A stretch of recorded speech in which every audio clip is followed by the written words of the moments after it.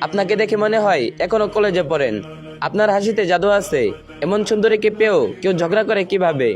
খেয়াল করলে দেখবেন কিছু মানুষ এই কথাগুলোই বিবাহিত মেয়েদেরকে উদ্দেশ্য করে বলে। এগুলো শুনতে ভালো লাগলেও এর পিছনে থাকে অন্য উদ্দেশ্য। আপনাকে বোঝানো হয় আপনি অনেক বেশি স্পেশাল, যেটা আপনার স্বামী বোঝে না, কিন্তু তৃতীয় ব্যক্তিটি বোঝে। এভাবেই তৈরি হয় প্রতারণার ফাঁদ।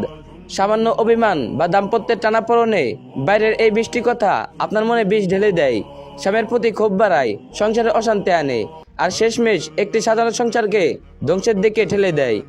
সত্যি কথা হলো, যারা এভাবে প্রশংসা করে তারা আপনাকে বিয়ে করতে চায় না, তারা দায়িত্ব নিতে চায় না, তারা চায় শুধু ক্ষণিকের আনন্দ। যতদিন স্বার্থ ততদিন আপনি স্পেশাল। উদ্দেশ্য হাসিলের পর তারা আর ফিরেও তাকাবে না। এরকম মানুষদের লাইফে বিন্দুমাত্র জায়গা দেবেন না। প্রশংসা শুনে গলে যাবেন না।